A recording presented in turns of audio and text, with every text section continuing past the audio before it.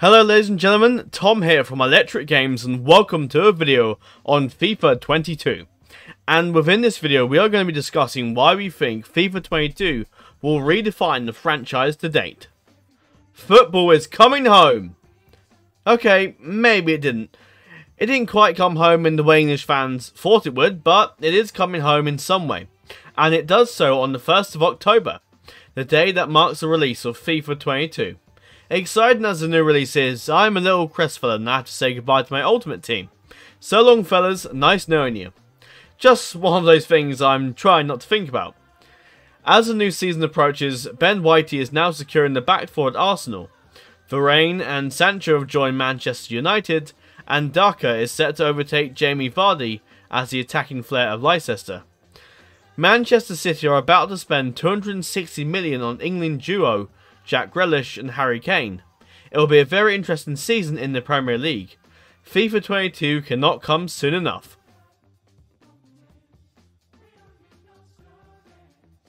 I have to confess, I was a little disappointed by FIFA 22's reveal trailer. Nothing looked obviously different in the close-up video shots of our favourite attacking thrower on goal, and we should have been able to discern at least something. FIFA 21, while a great game I gave days of my life to, had definite room for improvement. Fans want more than a mere squad update from FIFA 22. A 15-second download could achieve that. Almost 3 weeks later, EA released an in-depth gameplay trailer detailing where the game would make alterations to its forerunners. This was definitely more like it. FIFA 22 has been described as EA's biggest animation refresh in the history of the franchise, with most of those alterations resulting from the integration of machine learning into the physics of the game's engine. To input data into machine, EA needed appropriate subjects to monitor. Subjects wearing exosuits with myriad kinetic sensors attached to them, whilst playing the match. So the developers organised a full 11 vs 11 squad comprised of professional players to do so. In the same way one can discern what a jigsaw puzzle might display, the more pieces they have arranged, the more data given to an algorithm, the better effective that algorithm will be. The people down at EA decided to take this rule and riff on it, giving 8.7 million data frames and 4,000 new animations to feed the ML Flow, our engine, software designed to generate the most realistic physics possible, maintaining true-to-life player interactions. I was concerned that FIFA 22 would resemble previous titles enough so to feel like a futile buy. Yet to know that the revolutionary use of machine learning will have a similarly revolutionary effect on gameplay suggests that FIFA 22 is to be a turning point in the life cycle of our favourite football gaming franchise. A maturation, if you will.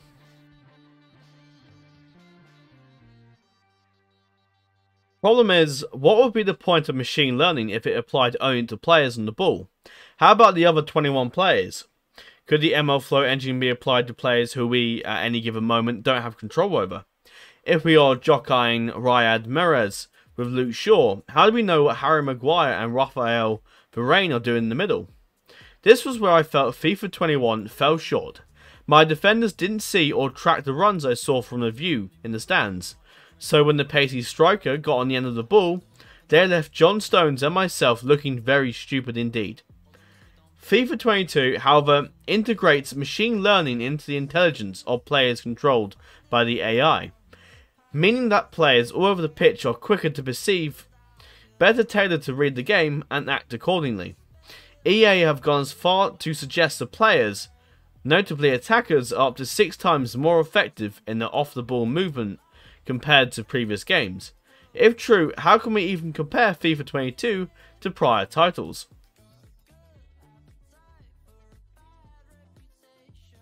Another advantageous outcome following the mapping of real player physics is a higher responsiveness in 50-50 battles, particularly airborne ones. Fiercely competitive corners can end up going either way in a joust not solely governed by strength attributes.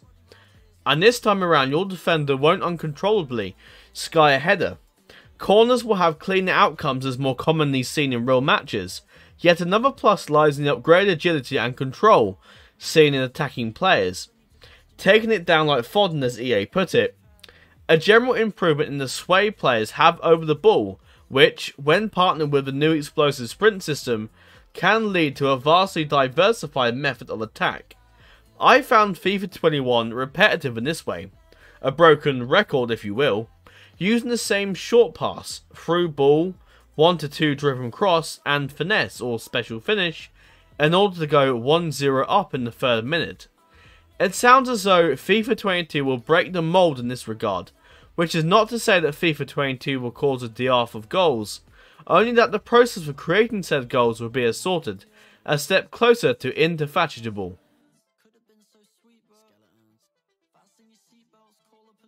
Recent FIFA titles have done a stellar job of reflecting the distinctive manner of motion some players possess, the running styles of Raheem Sterling and Erling Haaland being two salient examples. There is a particular position on the pitch that hasn't had the same treatment though, the goalkeepers. Put Donnarumma, Lloris and Mendy next to one another and it's easy to see how differently they move, despite all three being world-class keepers. FIFA 22 gives credence to this variation in style, injecting the game with all new goalkeeping physics layout. I am sincerely hoping that Pickford mouths no problem every time he is faced with a penalty. That would certainly be neat. That said, there is another side to FIFA 22 set to make keepers' jobs harder. Perhaps the ulterior motive behind the revamped kinetics, convincing ball physics, a football spins, it glides through the air depending on how it rotates in revolution, how it was struck. All factors affect how a ball bounces. Does it bounce and veer off unexpectedly to the side, or does it merely skim the surface as a stone does the sea? FIFA 22 aims to accurately demonstrate the answer in its gameplay, delivering a ball that is responsively versatile.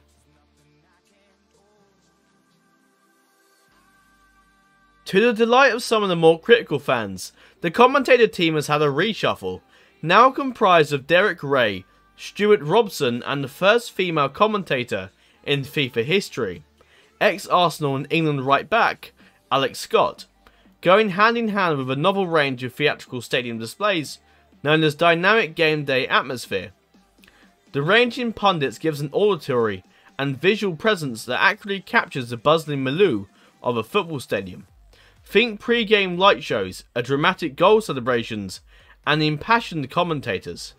FIFA 22 is a game that grabs the lightning of the stadium atmosphere and sticks it in the bottle, or a disc in this case.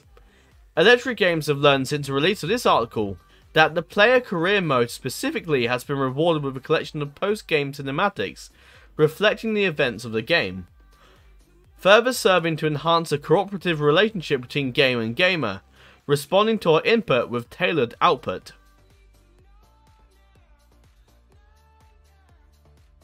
A few days after the gameplay reveal came the career mode trailer, set to clear up any confusion about what would be new. It was the player career mode that seemed initially a bit dubious. Yet now we know that matches will revolve around completing game-to-game challenges that, if successful, can boost our manager rating so as to keep our player on the team sheet. More the way in which we progress our player has been given a revamp, a new development interface, the use of novel skill point trees, and even temporary attribute boosts. FIFA 22 really does appear to have taken on a new lease of life. When playing in the manager career mode, we'll be able to create a brand new club, a stadium of which fans will leave early if the team underperforms, and the club's individual kits and crests.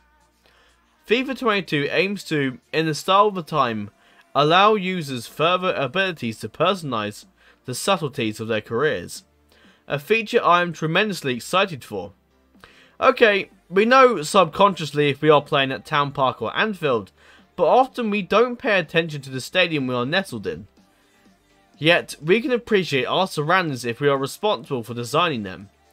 Many other smaller changes to gaming modes like Ole Gunnar Solskjaer and Robbie Keane appearing as heroes in Ultimate Team are set to be announced in the near future, so keep an eye on our socials to remain in the know.